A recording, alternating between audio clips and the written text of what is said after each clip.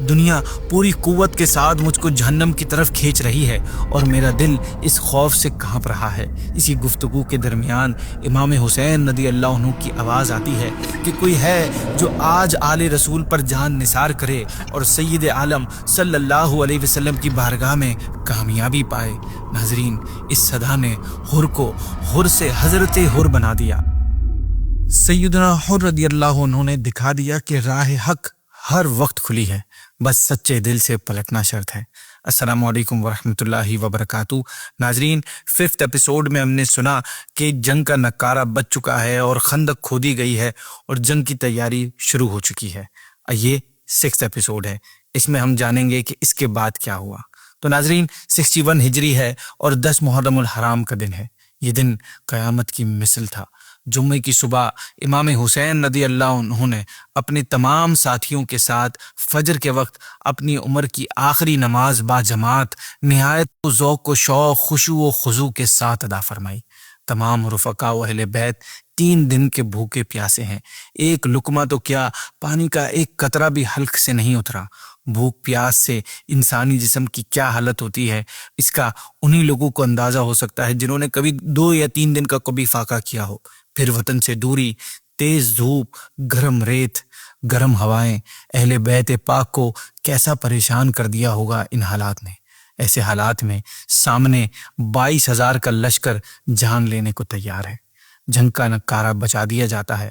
امام حسین رضی اللہ عنہ میدان جنگ میں تشریف لا کر ایک خطبہ دیتے ہیں جس میں آپ فرماتے ہیں کہ ناحق خون بہانا حرام اور اللہ پاک کے غضب کا سبب ہے۔ میں تمہیں یہ بتا دیتا ہوں کہ تم اس گناہ میں مبتلا نہ ہو۔ میں نے کسی کا قتل نہیں کیا، کسی کا گھر نہیں جلایا، کسی پر حملہ نہیں کیا۔ اگر تم مجھے اپنے شہر میں داخل نہیں ہونے دیتے تو مجھے واپس جانے دو۔ تم سے کسی چیز کا مطالبہ نہیں، نہ ہی میں تمہارا جانی دشمن ہوں۔ تم کیوں میری جان کے پیچھے پڑے ہو اور تم کس طرح میرے خون کے الزام سے بری ہو سکتے ہو؟ روز محشر تمہارے پاس میرے خون کا کیا جواب ہوگا؟ اپنا انجام سوچو اور اپنی آخرت پر نظر ڈالو۔ پھر یہ بھی سمجھو کہ میں کون ہوں اور بارگاہ رسالت میں میرا کیا مقام ہے۔ میرے والد کون ہیں، میری والدہ کس کی لخت جگر ہیں۔ میں انہی زہرا کا بیٹا ہوں جن کے پل صراط پر گزرتے وقت عرش سے ندا کی جائے گی کہ اے اہل محشر، سر جھکاؤ اور آنکھیں بند کرو کہ خاتون جنت رضی اللہ تعالی عنہا پل صراط سے 70,000 حوروں کو اپنے ساتھ لے کر گزرنے والی ہیں۔ میں وہی ہوں جس کی محبت کو سرکار دو عالم صلی اللہ علیہ وسلم نے اپنی محبت فرمایا ہے۔ میرے فضائل تمہیں خوب معلوم ہیں۔ میرے حق میں جو احادیث کریمہ صلی اللہ علیہ وسلم نازل ہوئی ہیں ان سے تم بے خبر نہیں ہو۔ ناظرین، اس کا جواب یزیدیوں کی طرف سے یہ دیا گیا کہ آپ کے تمام فضائل ہمیں معلوم ہیں، لیکن اس وقت یہ مسئلہ نہیں ہے۔ آپ جنگ کے لیے کسی کو میدان میں بھیجیے اور گفتگو ختم فرمائیے۔ امام علی مقام رضی اللہ عنہ نے فرمایا، میں تمہارے لیے دلیلیں ختم کرنا چاہتا ہوں تاکہ اس جنگ کو نہ کرنے کی کوشش میں سے میری طرف سے کوئی چیز رہ نہ جائے، اور جب تم مجبور کرتے ہو تو مجبوراً مجھے بھی تلوار اٹھانی ہی پڑے گی۔ ناظرین، امام علی مقام اور آپ کے خاندان کے نوجوان میدان میں اترنے کے لیے تیار تھے۔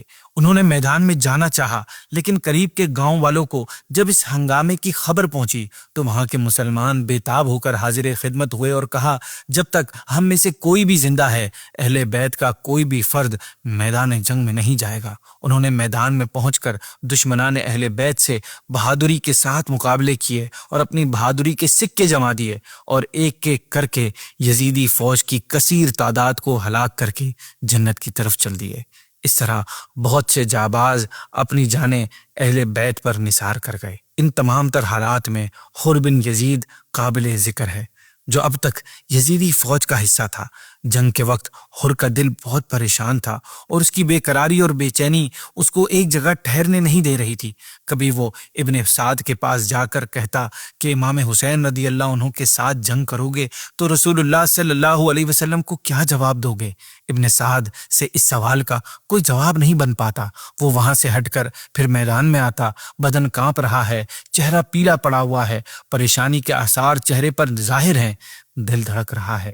حر کے بھائی مصعب بن یزید اس حال کو دیکھ کر پوچھتے ہیں کہ اے بھائی، آپ مشہور جنگ باز ہیں اور بہادر ہیں، آپ کے لیے یہ پہلا مقابلہ نہیں ہے، آپ کئی بار جنگ کے خونی مناظر اپنی آنکھوں سے دیکھ چکے ہیں اور بہت سے طاقتور آپ کی تلوار کا شکار ہوئے ہیں، آپ کا یہ حال اور آپ پر اتنا خوف کیوں ہے؟ حر نے کہا، اے بھائی، یہ آپ صلی اللہ علیہ وسلم کے فرزند سے جنگ ہے، اپنی آخرت سے لڑائی ہے۔ میں جنت و دوزخ کے درمیان کھڑا ہوں، دنیا پوری قوت کے ساتھ مجھ کو جہنم کی طرف کھینچ رہی ہے اور میرا دل اس خوف سے کانپ رہا ہے۔ اسی گفتگو کے درمیان امام حسین رضی اللہ عنہ کی آواز آتی ہے کہ کوئی ہے جو آج آل رسول پر جان نثار کرے اور سید عالم صلی اللہ علیہ وسلم کی بارگاہ میں کامیابی پائے۔ ناظرین، اس صدا نے حر کو حر سے حضرت حر بنا دیا۔ امام حسین رضی اللہ عنہ کی اس آواز نے حضرت حر رضی اللہ عنہ کے پاؤں کی بیڑیاں کاٹ دی۔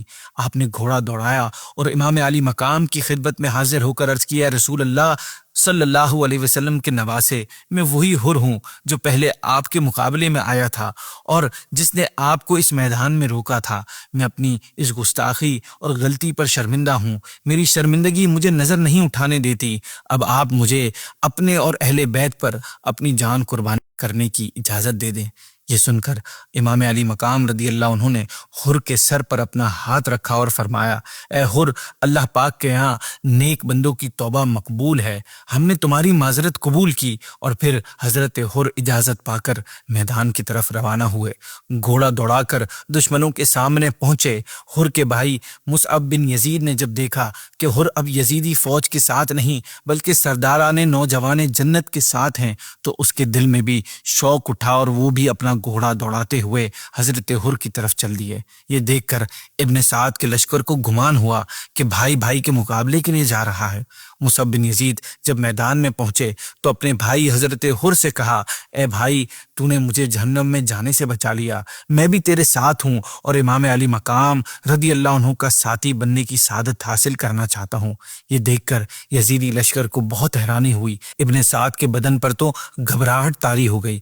اس نے ایک شخص کو حضرت حر کے پاس بھیجا اور اس سے کہا کہ وہ سمجھا بجھا کر حر کو اپنے ساتھ ملانے کی کوشش کرے، پھر بھی ناکامی ہو تو اس کا سر کاٹ کر لے آئے۔ وہ شخص چلا اور حضرت حر کے پاس آ کر کہا، اے حر، تیری عقل پر تو ہم فخر کیا کرتے تھے، مگر آج تو نے کم عقلی دکھائی کہ اس لشکر جرار سے نکل کر یزید کے انعام و اکرام کو پر ٹھوکر مار کر چند تنہا مسافروں کا ساتھ دیا جن کے پاس خشک روٹی کا ایک ٹکڑا اور پانی کا ایک قطرہ بھی نہیں ہے۔ تیری اس کم عقلی پر افسوس آتا ہے۔ حضرت حر نے کہا، اے بے وقوف، تجھے اپنی کم عقلی پر افسوس کرنا چاہیے کہ تو نے آخرت کے مقابلے میں دنیا کو پرائرٹی دی۔ پیارے آقا صلی اللہ علیہ وسلم نے امام حسین رضی اللہ عنہ کو اپنا پھول فرمایا ہے، میں اس باغ رسالت پر جان قربان کرنے کی خواہش رکھتا ہوں۔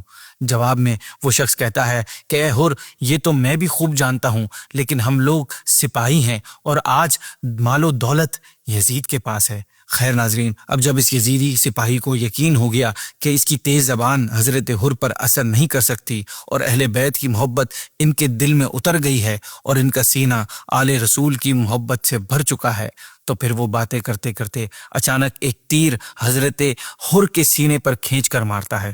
حضرت حر رضی اللہ عنہ زخم کھا کر کچھ پیچھے ہٹتے ہیں اور اس پر ایک نیزے سے زور سے وار کرتے ہیں جو اس بدبخت کے سینے سے پار ہو جاتا ہے اور وہ زمین پر آ کر گرتا ہے۔ ناظرین، اس مرنے والے شخص کے 3 بھائی تھے، وہ تینوں حضرت حر سے لڑنے کے لیے آگے آتے ہیں۔ حضرت حر تینوں کو ایک ایک کر کے ان کے انجام تک پہنچاتے ہیں، پھر ابن سعد کے لشکر پر حملہ کرتے ہیں، کئی یزیدیوں کو موت کے گھاٹ اتار کر آخر کار لڑتے لڑتے آپ رضی اللہ عنہ اہل بیت پر اپنی جان قربان کر دیتے ہیں۔ اس کے بعد حضرت حر کے بھائی اور غلام بھی جنگ کے میدان میں اترے اور کئی یزیدیوں کو ان کے انجام تک پہنچا کر خود شہادت پا کر جنت کے مسافر بن گئے۔